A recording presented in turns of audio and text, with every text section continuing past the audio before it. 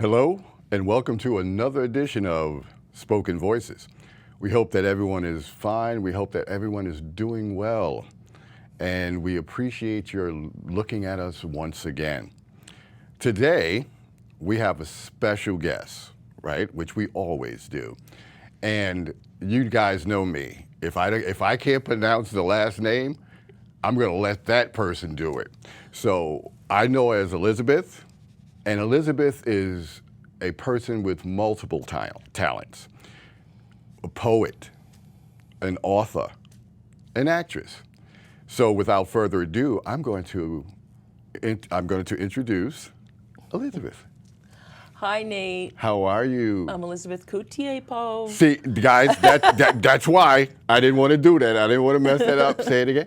Elizabeth Kutepov, a.k.a. Rap to God. There you go. There you go. So how are you doing today? Good. I'm feeling well. Oh, man, that's great. Feeling well, which is a good thing. It's Always. good to wake up and to feel good and energetic. And Always. That's a blessing. Oh, yeah. That's a blessing. Every day. Every day. So tell the audience a little bit about who you are and what you do. Well, I consider myself a seeker, first of all. Mm-hmm. I'm seeking for what I can't see, and I translate that as God, and I translate that as the divine. Mm-hmm. I'm a poet, I'm a writer, I'm an actress. Uh-huh. And I went to City College in New York. Mm-hmm. I got my degree in film and television, theater and liberal arts. Okay. Some time ago. Mm-hmm. Lived in New York City for quite a while, over 25 years. Best place to be in the world. Yeah. We were just talking about that. Mm-hmm. Best place to be in the world. It is a wonderful place, and like Right. I told you before, Nate, if I would definitely live there again if I had a penthouse. If I was a millionaire and had like a high-rise penthouse. Yeah. Well, I'm just being honest. On Billionaire Row, right? Yeah, Yeah, right? Oh, I don't know. Yeah. maybe, yeah. So I gotta ask you, at what point did you realize, right, that this was your calling, this thing that you do? Because I'm always curious about people who are in the arts. You know, I admire people in the arts, actually. And when did you know that this is something that you had a real passion for? Well, I started writing when I was a little girl, Okay. actually. But it was mostly in a journal, in a little journal. Mm-hmm. My mother bought me some little booklet, and I started writing in like a little diary. Right. Just, I guess, like things that were going on during the day and like how I felt, and just kind of. Actually, it was a little bit on the depressing side because my parents were going through separation when I was about 5 years old. We were living in Japan. Okay. My father was a doctor in the Navy. God rest his soul. But I really started writing the poetry when I met my husband, and that's over 10 years ago. Okay. So it was more recent, and I do have a pretty nice collection of poetry. I have a book that I came out with. Well, hang on a second. Yeah, If you have a book, where's that camera at? We're going to put the book up. Like I said, she's an author too, and whatnot. And this book has, is it poetry, all poetry? Yes. Okay. It's all poetry. Okay, and guys, don't think we're not going to have perform a few of these near the end of the show. So you say you lived in Japan for a while? Yeah. Right. Were you born there? No. I was Okay. born in Virginia. I grew up. Part of my childhood was in southern New Jersey. Okay.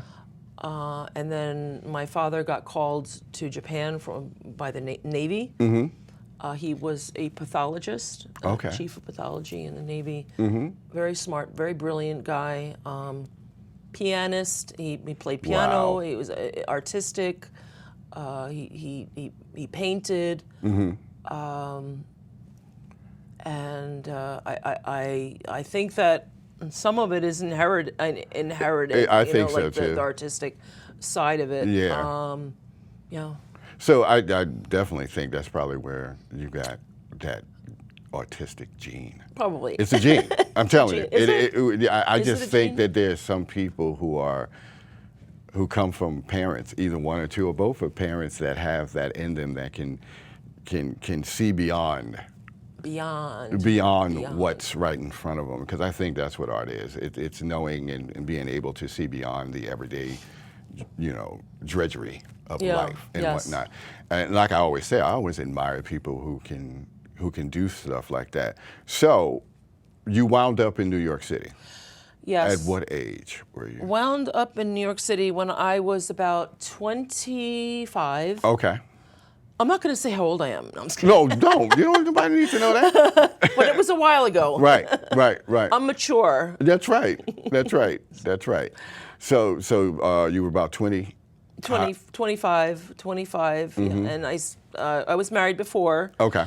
So I did my college at City College, my university, City University of New York. Know it well. And yeah. Uh-huh. And I studied theater and liberal arts, which was just, I didn't know what to do with myself. Of course not. I had no idea, but I fell into that. And then following graduation, I was able to get into Screen Actors Guild and then subsequently AFTRA. So now I'm in SAG-AFTRA, but I'm inactive right now because I haven't done much lately. Right. But not to say that I can't get back into it, which I would love to. I really would. Okay. So you say you've done theater also? Yeah, I've done off Broadway. Okay. Never made it to Broadway, not yet anyway. It's That's right. Never too late, guys. Never too late. That's right. That's right. And that's always good for someone who's in the business to tell someone it's never too late. It's never too late. Because it's not. How did you like being on stage? Is it something that just came natural for you? Well, no. Oh, okay. No, I wanted to be a dancer for a couple of years with School of Pennsylvania Ballet, and I was very serious about it.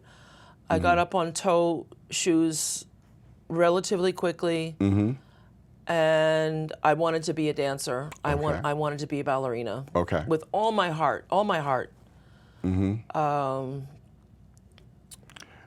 once that didn't come to fruition, when did you decide to kind of say, what else can I do? Yeah, I've always been physically active. I was on the swim team in high school. I took Hawaiian lessons and Tahitian lessons for 5 years. Okay. Then I went to the ballet. Then what else? There was something else. Let's see. No, and then I ended up with the theater. And I guess all of that physical activity gave me strength and movement and flexibility. So that's good, right? Right. Oh, of course. Yeah. When does the poetry start, though? When did when did you decide to sit down and say, I'm going to actually write a book of my work? Well, my husband, Andre, really encouraged me to compile this book. I started writing more since we had been married, and just my search, just this angst, this, okay, why am I here? Why are we here? What's the point? Yeah. What's the meaning of life? What's my purpose? God, where are you? Come on, why are you hiding your face? Come on, you put us here, and then you mysteriously you're not here. Right. So, I just I have these questions, and sometimes it just seems like a, I don't know, it just seems hard. It's just hard. It's like an obsession. Yeah. It's a little frustrating, right? Yes, it is. It's frustrating because I don't know how it's going to come out, but I'm anticipating a wonderful life that will that we will transition into a beautiful, beautiful life. Right. And I believe that the evil will go away, and all this sickness and poverty and racism and hatred and that's what I'm all about. That's I really want to live my life walking the straight line, so to speak, neither veering left nor right, neither right nor left, walking straight ahead. And I try to do that. You know, nobody's perfect, but No, not at I all. try my best. Yeah. My thing to that, too, is that faith is faith. And what is the definition of faith? It's the hope that and the belief that there is something better, right? And that's what having faith is. Because Yes. I'm just like you. I have faith that there is something other than who we are. Yes. I feel that for us to believe that we are the begin-all and end-all of everything is really arrogant. You know, it's really arrogant to think that we are omnipotent in ourselves. I think that basically, I truly believe in God. Oh, yes. And the higher spirit. But to be able, for me, to be able to sit there and write it down and to do it, because I used to write poetry like crazy, but it was about basically what you said before, what I was going through. I found out the more that I was going through something, right, whether it's a relationship that didn't work out or losing someone that I loved and whatnot, the poetry got better. You know, Yeah, it got deeper. Deeper. Yeah. Do you feel that way? Because I Yes. feel poetry, music, acting, whatever, without that coming from your soul, coming from your gut. Oh. It's very, I think people can see that. And people Yeah. can read and go, oh. Well, I believe it's very kind of cathartic, and it's Yes. very purging because, well, specifically, I've gone through unconscionable emotional pain in my life from losing my father at a young age, Yeah. being emotionally traumatized, being diagnosed with bipolar disorder when I was 19. What else? I mean, just, you know, the writing just became, being in a relationship with a heroin addict for a very long time, honestly, which I do not recommend. Liz, But I then think meeting that's the a good man idea. of my dreams. So guys, there is hope. Of course. There is hope. I met a course. wonderful, wonderful, wonderful man. We are so happy and blissful, and all that is behind me. Move forward, forge forward. You know, we got to go forward. That's it. And we can change our lives. We can.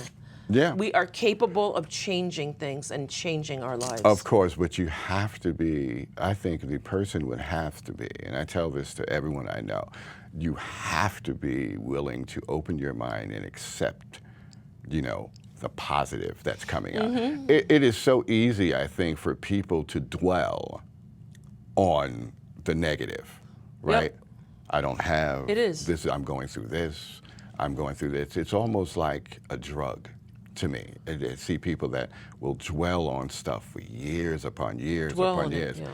I, like you, lost my father when he was a very influential person in my life. I lost him at 13, when I was 13 years old, right? And it took me a long time as I was, and you know, 13, hell, I'm getting ready to go to high school, right? I'm getting high school and 4 years of that and whatever, and then I'm getting older, so I needed someone to basically be there for me. But then I realized something, right? Probably about the time I graduated high school, he told me everything I needed to know. He gave me the weaponization to get through this life and how to live this life and whatnot. So I always like to tell people, listen to what your parents are telling you, especially if it's good. They're telling you nonsense, forget about it, right? But if they're a good parent and they're telling you, because you never know what happens in this life. Again, it's you know, you can't wake up and go, oh, tomorrow, I'm gonna be here tomorrow and whatnot, because we don't know. But try to hold, you know, try to find things like your book, right? And we're gonna go through, you're gonna do some poetry out of there. If what you say is positive, you know, no matter where you find positivity, hold on to it and use it. Yes. Because that's why we put stuff out like the show, like we have people on like you. Please take hold of this and let it help you through those days when you figure you have no hope. Right. You know, we try to find everything. And how did you finally, right, after being diagnosed, yes. how did you finally, one, come to grips with it, two, accept it, and three, move on from it? Well, after walking around, after literally walking, maybe crawling around for 30 years in a depressive state, attempting to take my life because it was so bad I can't even describe, in and out of the hospital, in and out of emergency rooms. Finally, the right medication was discovered for me, okay? It works, and I'm fine now. I'm very even. There you go. And I do advocate medication for certain things. I really do, because it can save a life. Of course. And it saved my life. You know, the funny thing is, I think a lot of people don't realize that depression and any form of mental illness, 99% of the time, it's a chemical that's in your brain. Yeah, right? it is. That can be counteracted by medication. And I know a lot of people advocate against medication and stuff like that. And sometimes I guess it works. Meditation, you know, marijuana, I guess, for some people, or any kind of thing, but which is in itself a natural drug to me. You know, it's still a drug, whether you advocate for it or not, and whatnot. But yeah, it's just, it's not the person. You know, I think we messed that up. It's not the person, it's what the person is going through with the chemicals that's in their brain telling them something else. And that's okay. It's not the person themselves. And sometimes we persecute the person or don't understand the person and what they're going through. No, and I'm totally, I mean, I really, if it was in my power, I would crush stigma, because of course. We're human beings. We are human beings. We're all different, but we're really all the same in a sense. We all just have, look different. Yeah, exactly. We just look different. We all have a soul. We're flesh and blood. We're, you know. Life can be hard. Life can be definitely hard. Yeah. I've been through my struggles. Let me put it this way. But when you when you have an idea of what life is, if your idea of what life is and mine and whatnot, I always laugh and say that people in our environment right now, the environment that the United States is in, I can only speak for here, the division that we have, the ability for people to misunderstand that humans are humans. No biggest thing, funniest thing in the world, I wanted to say this to you because what you just said too, is that when people look at stuff like, and they'll say, well, that's an interracial marriage, right? There's no such thing as an interracial marriage unless that person is from another planet. We're all human beings. Right. We come from different regions of this earth. And that's insane to me to even think that I'm different than you. And I always say, if you have an autopsy done, and side by side with anybody from any other region of this world, you cut that person open, everything is exactly the same. Nothing's different because we're the same species. I have a song on my album which actually I had produced from this book, from Rap to God, A Search for Truth. The name of my album is Rap to God, under Elizabeth Kutepov. And I have one song there called Black or White, and it starts out, I don't understand it, black or white. Tell me, is it worth the fight? Turn your back on a brother, am I wrong or am I right? We all have one soul and we must delight. Each of us different, look me in the face. Sometimes want to get out of this place. Warring and hating, don't feel free. So that's what I'm talking about. Kind of, you know, I'd like to break that too. Yeah, it's a stigma that's I think permeated throughout the world by somebody or a group of people who wanted to separate us as human beings and whatnot. And on that note, I don't want time to run out until you do. I want you to do your thing. Okay. I want you, as many as you want to do, right? And just run through them. Thank you. And just, a few ideas. I have a few ideas. Okay. You know what? And now I'm going to stop talking and I'm going to just sit back and enjoy. Okay. So this one I wrote recently, and it's meant to be inspirational. Okay. Each day runs together like an infinite string. A failure or success, it's a delicate thing. Make it what you want, don't settle for less. Look up to the sky in times of duress. In your hour of need, mercy rains down. It is time to heed where the eternal crown. Arms round the globe, be tender and wise. Hold it firm in your mind and always be kind. For each day runs together like an infinite tune. Pleasing to ears, there's no need to ruin. What's been given is not lost. Do not be bossed by the darkness throughout. What's this life all about? Yet each day brings a measure of truth. Let's not be completely aloof. Look to the stars in the vast universe. Pray do not feel that life is a curse. Therefore seek that your life shall blossom in time. There is nothing more than true love divine. Hold close to your heart what you thought you had lost. Don't give up in the storm at all cost. Don't give up in the storm at all cost. Don't give up in the storm at all cost. Great. And what's the name of that one? I don't give my poems Oh, names, okay. but I would say that's Cool. infinite string Okay. because I believe in infinity. Oh, great. And Forever. forever and ever and ever. Yeah. I mean, our lives are like a speck, like a grain of sand Right. compared to the universe. The universe. Yeah. Compared to the universe. Can you imagine if like to think everybody that. believed that, though? If everybody realized how, and I hate using this word, but it's true, how insignificant we are in Yeah. the scheme of the universe, right? Yes, we are. Do you realize that I truly believe that everybody would try to live every single day to the fullest, because our lifespan is so short compared Compared. to the universe, Right. you know? And I'm just waiting for that to happen. Yeah. Did you give us No- another one? No, yes. Uh-huh. Okay, so let's take it from my book. Yep. Rap to God, A Search for Truth.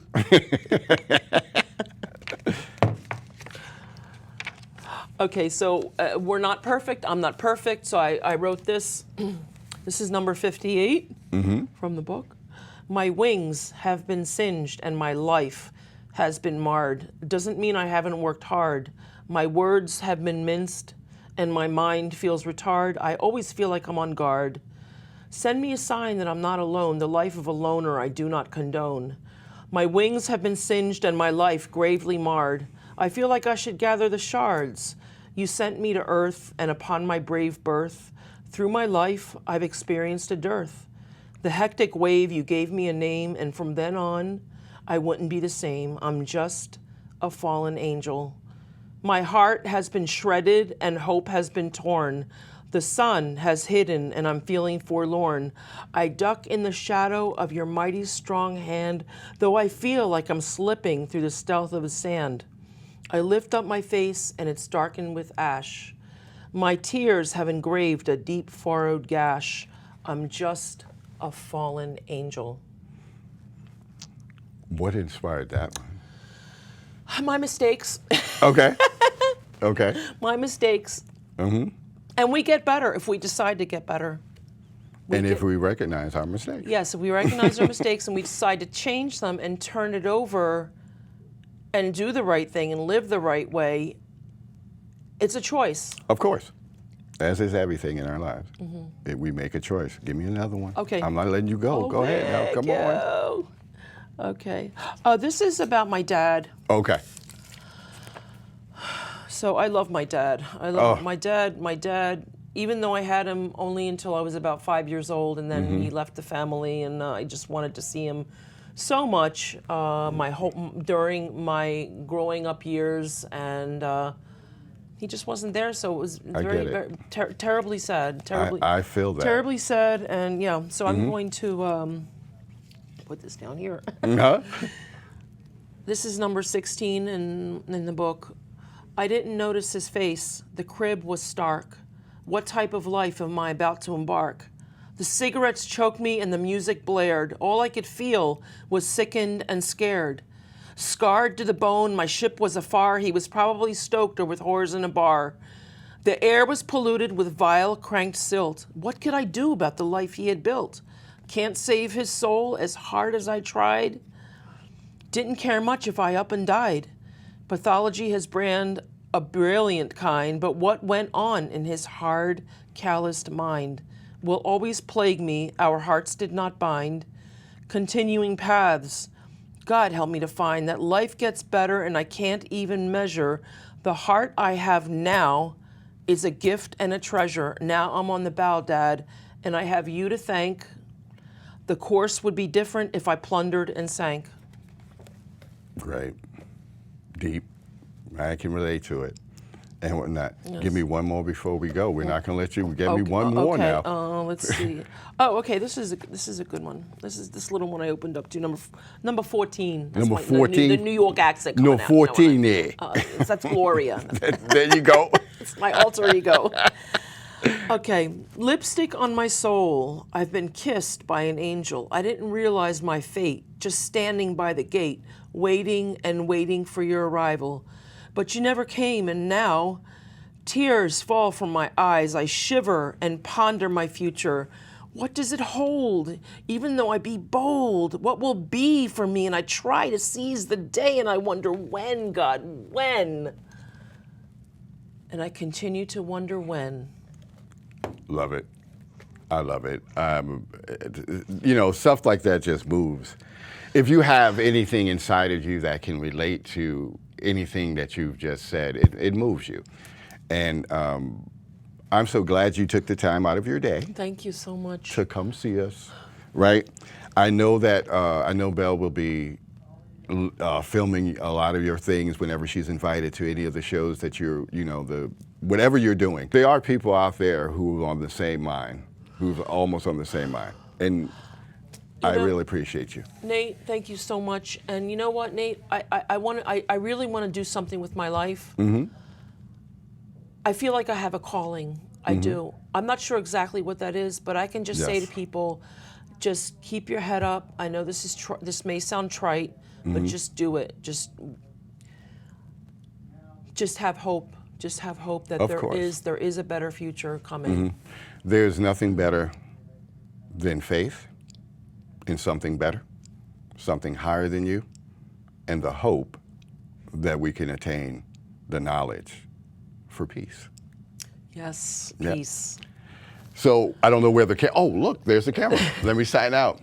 Guys, we're so glad that Elizabeth could join us. And yes. Oh, I got to ask you a question. Where can they get the book? Is it on Amazon? I have a couple copies left. I actually took it down. I actually, honestly, I'm sorry, guys, but I'm probably going to be coming out with a second book. Okay. This is very limited edition right now. Okay. So if anybody really wants a copy, you can contact me. There you go. We'll put your information at the bottom of. Thank you. And we'll make sure that if you really want it, please reach out to her or reach out to us and let us know. As always, in signing out, we always say that we hope that everyone has a good day, but better yet, have a good life. Be strong. That's right. Be strong, guys. Yep. But as we always say too, man makes plans, God smiles. Have a good one, and thank you again for joining us on Spoken Voices. Thank you, Nate. Not a problem. Yay. Not a problem.